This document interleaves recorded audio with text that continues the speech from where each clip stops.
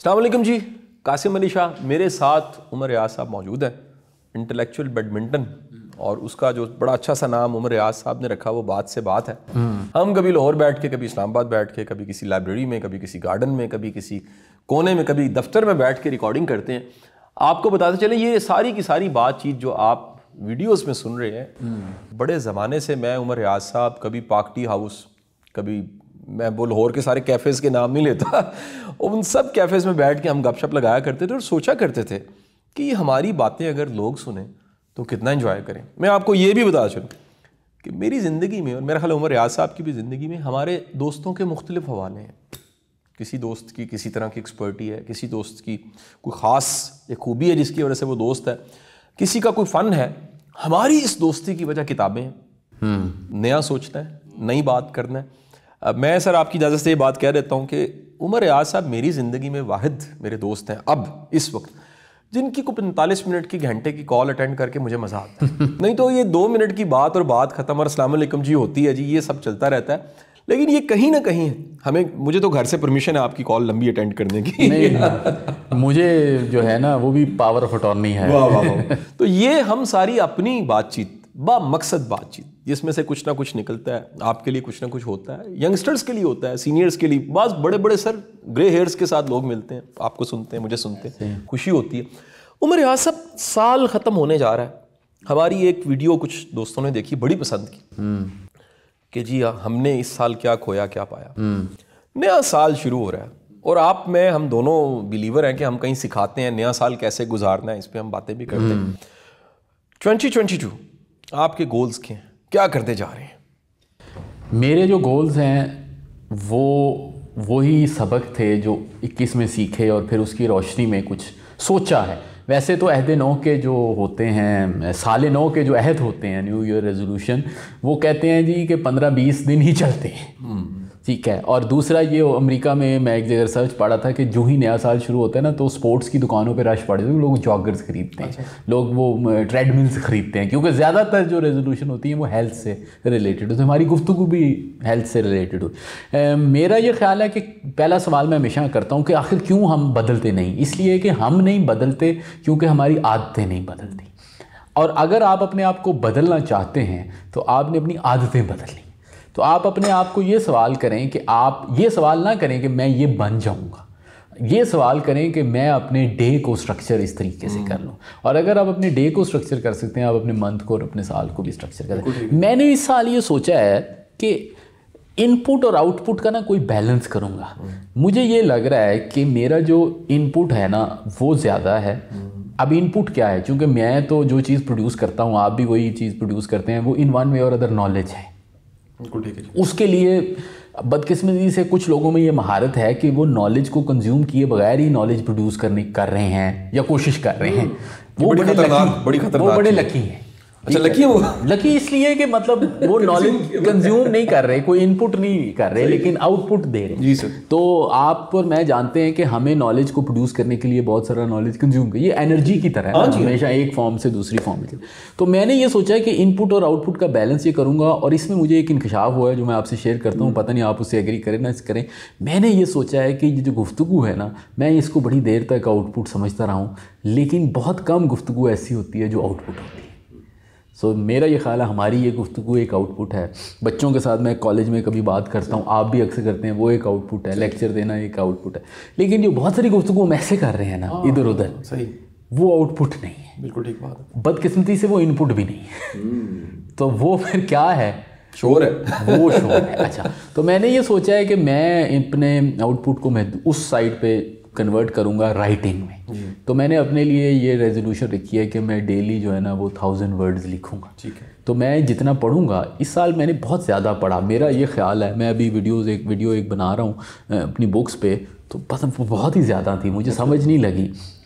उसकी वजह ये है कि इस साल मैं ये करना चाहता हूँ कि मैं कुछ एरियाज़ को फोकस करना चाहता हूँ अपनी डोमेन नॉलेज के लिए, और मैं ये चाहता हूँ कि बस मैं उन्हीं में ही पढ़ूँ ज़्यादा। अच्छा। तो फॉर एग्जांपल मैं राइटिंग स्किल्स सिखा रहा हूँ, तो मैं उन्हें राइटिंग स्किल्स पे 15-20 किताबें कंसल्ट की, अभी मैं उस तरफ जाना चाहता हूँ। अच्छा सर। फिर कुछ स्किल्स हैं जैसे डिसीजन मेकिंग या लीडरशिप से रिलेटेड, उसमें मैं काम करना चाहता हूँ। कुछ मैंने अपने लिए टारगेट रखे हैं, रिसर्च पेपर लिखना, तो ये राइटिंग साइड पे। दूसरा ये है कि मेरी ये अपने साथ अहद है कि मैं अब इनपुट एक बहुत बड़ा होता है सुनना, तो मैं कोई ना सुनने का लंबा चौड़ा शौकीन नहीं हूँ। ठीक है, लंबा चौड़ा नहीं हूँ। तो अब मैं इस साल अपने लिए कहा है कि मैं अपना इनपुट सुनने के हिसाब से बढ़ाऊंगा। और जो बोलना है ना, बोलने में आप खुद नहीं सीख रहे होते, सुनने वाला सीख रहा होता है। बिल्कुल ठीक बात। तो कभी कभी हमें भी हक हासिल है कि हम भी सीखें सुन के, बहुत ज़रूरी है। तो मैंने ये सोचा है सुनना और उसके साथ साथ लिखना। फिर मैंने ये सोचा है कि मैं अपना स्पेसिफिक स्किल बढ़ाऊंगा, और मैंने अपने लिए ये टारगेट सेट किया कि जब कोई बात करे कि ये स्किल जो है ना, तो वो कहे कि यार इस बंदे को ये पता है एज ए स्किल। ठीक है सर। तो वो मैंने 3-4 आइडेंटिफाई किए हैं। उसके अलावा इस साल मैंने ये सोचा है कि हमने हेल्थ पे बात की, तो अगेन हैबिट लेकर आऊँगा 1-2 चीज़ें, शुगर छोड़ने की। और शुगर मैं ऑलरेडी जो है ना 1 वीक कर चुका हूँ, तो उम्मीद है कि मैं उसको इस हिसाब से छोड़ा हूँ, क्योंकि मैं ये समझता हूँ तब्दीली जो है वो डेली रूटीन की तब्दीली और एक्सरसाइज की तरफ भी है। फिर उसके अलावा बाकी ये है कि अब हमारी, जब आप कहते हैं ना कि आप अपने लिए क्या सोचते हैं, तो उसमें 3 चीज़ें होती हैं। एक आपकी अपनी एज क्या है, एक आप किस माहौल में रहते हैं, और उसमें प्रोबेबिलिटी आप क्या जानना चाहते हैं। तो अब मैंने ये भी सोचा है कि ये वो वक्त है कि जिसमें आपने अपने एसेट्स को ना सिक्योर भी करना है।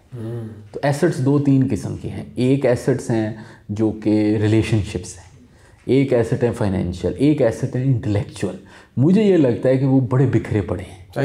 तो मैं ये चाहता हूँ कि उनको सिक्योर करूँ, लेकिन उनको होर्डिंग ना करूँ।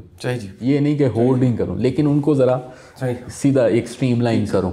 और फिर ये है कि ये तकरीबन अब ये आखिरी दिहाई है मुझे लगता है जिसमें ना कुछ प्रोडक्टिव होने की, ये मुझे लगता है, ये दिहाई है ना 40 की दिहाई, मुझे लगता है इसके बाद कुछ नहीं कर सकेगा, मुझे डर लगता है। तो मैंने 1 साल में दिहाई का भी प्लान किया है कि इस दिहाई को सबसे ज़्यादा प्रोडक्टिव करूं। तो ये 2-3 मेरी साइड्स हैं। और आखिरी बात ये है कि मैं ये ज़्यादा फोकस करना चाहता हूँ इस सवाल पे कि मैं कौन हूँ रादर दैन कि मैं क्या कर रहा हूँ।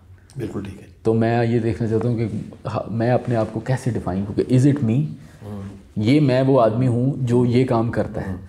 मैं अपने आप को फोकस करना चाहता हूँ रादर दैन कि ये काम हो जाए।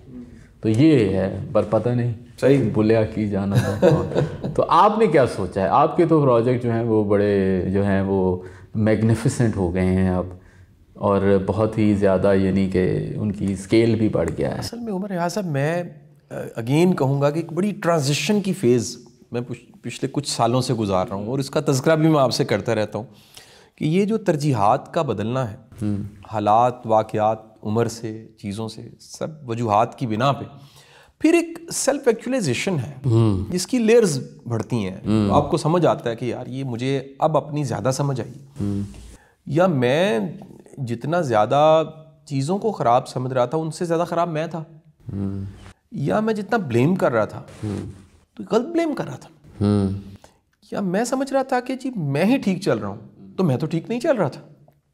अब ये अपने साथ सच बोलना और अपना सच अपनी ज़ुबानी अपने कानों से सुनना, और बिलखसूस दिल के कानों से सुनना, ये बड़ा मुश्किल काम। मैंने आपकी बात कर एक दोस्त को कहा, मैंने कहा कि वो थोड़े से ज़रा डॉजी से हैं, तो मैंने उनको कहा कि आप वो हैं जो शीशे के सामने खड़े होकर भी कभी सच नहीं बोलते। मैंने उनको ज़रा ताना दिया। शुरू में वो नाराज़ हुए, महीने बाद आए, उन्होंने कहा ठीक है। मैंने कहा मेरे सामने ना सच बोलो, शीशे के सामने खड़े होकर ना सच बोला।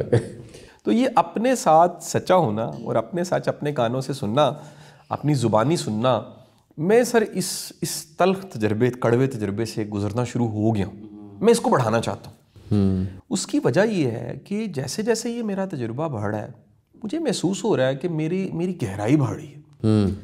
यानी मेरा करना और मेरा बोलना, उसकी मिकदार कम हो रही है और मेरा सोचने की मिकदार बढ़ रही है। इनपुट आउटपुट जो मैं ये बड़ा ज़रूरी है सर। यानी ये बहुत सा सोचना और फिर कुछ करना, और बड़ा सोच समझ के सोचना और फिर बड़ा सोच समझ के कुछ करना, ये एहतियात कह लीजिए बढ़ गई।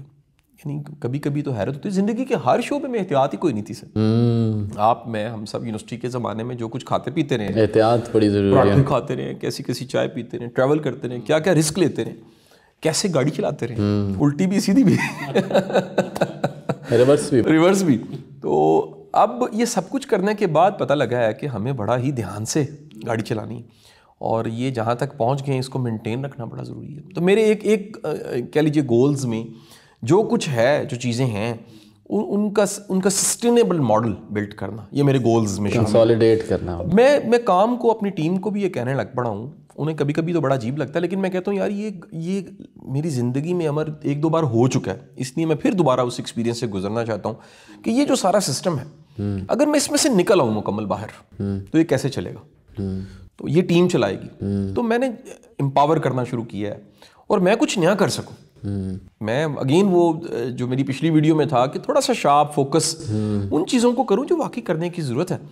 अब इसके साथ साथ नए साल में सर मैं अपनी रीडिंग बढ़ाना चाहता हूँ, मैं लिसनिंग अगेन आपकी तरह बढ़ाना चाहता हूँ, क्योंकि आपने ये वैसे फ्लेवर हमें दे दिया, ये आपने कमाल किया है। मैं सुनने वालों को, देखने वालों को बताता चलूँ, बल्कि सोचने और समझने वालों को बताता चलूँ कि उमर रियाज साहब की कंपनी से एक बड़ा फ़ायदा, वैसे मिलते मिलते कोई नहीं, आप बड़े मुश्किल से इनको पकड़ सकते हैं, लेकिन मैंने क्योंकि पकड़ा होता है, मुझे पता लग जाए कि लाहौर में है या मैं इस्लामाबाद हूँ, तो मैं इन्हें पकड़ लेता हूँ। इनसे आपको बड़ी बड़ी अच्छी किताबों का पता लग जाता है, और बड़ी बड़ी अच्छी कह लीजिए पॉडकास्ट का पता लग जाता है, और सम टाइम कोई एक नुक्ता होता है, वो मिलियन बिलियन रुपीस की बात होती है। ये अच्छा, ये भी कोई पढ़ के नहीं बताते, ये वेट करते हैं उसको, ये पहले अपने साथ रखते हैं, कोई 3-4 दिन उसके साथ गुत्थम गुत्था होने के बाद उसको तकिया बना के उस पर सर रख के सोने के बाद फिर बताते हैं कि शाह जी ए गल ज़रा सुनो तो ये नया सुनना, नया जानना, नया पढ़ना, और इसके साथ सर एक गोल मैंने नया बनाया सर, कि जहाँ पहला मेरा गोल था अंदर के सफ़र का, मैं थोड़ा सा बाहर का सफ़र बढ़ाना चाहता हूँ। दुनिया खुल रही है, बेहतर हो रही है, हाँ। मैं चाहता हूँ कि सर नए साल में कुछ कंट्रीज़ के हम चैप्टर बना दें, फाउंडेशन चैप्टर्स। अच्छा होगा वैसे, क्योंकि हमारे फॉलोअर्स मोहब्बत करने वाले अमेरिका में, कनाडा में, ऑस्ट्रेलिया में, यूरोप में, जगह जगह हैं। चंद दिन पहले मैं पुर्तगाल में था, मुझे बड़े मोहब्बत करने वाले लोग मिले, मैं बड़ा हैरान हुआ कि एक ऐसी जगह जहाँ पाकिस्तानी बड़े थोड़े हैं, वो कोई बिल नहीं ले रहा, एक साहब जलेबियाँ लेकर आ गए, जलेबियाँ पुर्तगाल में, सिख दी दुकान तो लेके हैं ताड़े वास्ते, तो वो हमने जलेबियाँ खाई। तो मेरा दिल करता है कि ये जो सारी दुनिया है इसको देखा जाए, और इसमें अपने कह लीजिए चैप्टर्स बिल्ड किए जाएँ, कनेक्शंस बिल्ड किए जाएँ। आप जिंदगी को एक बार जी के जा रहे हैं, अच्छा ये पता लग जाए कि ये वंस है, और ये एक पता लगना, एक है आपको कंफर्म हो जाए वंस है, तो फिर आप एक एक लम्हे को जी के जाते हैं। तो ये सारे नए साल के प्लान्स और गोल्स। लेट्स सी आप लोग भी देखिए आपके क्या प्लान्स हैं, लेकिन ये ज़रूर मैं कहना चाहूँगा कि प्लान के बगैर जो है ना, ज़िंदगी फिर किसी और के रहम करम पे होती है। अगर वैसे तो बहुत इंसान की जो हिम्मत अपनी जगह पे, लेकिन उसकी जो पावर है ना वो बड़ी महदूद ही होती है। सही बात है। लेकिन जितनी भी होती है वो अगर प्लान नहीं होगा तो फिर वो आप किसी की लाइफ जी रहे हैं, अपनी लाइफ नहीं जी रहे। मेरा ख्याल है हम इस पे इख्तिताम करेंगे। बहुत बहुत शुक्रिया। Thank you very much. Thank you.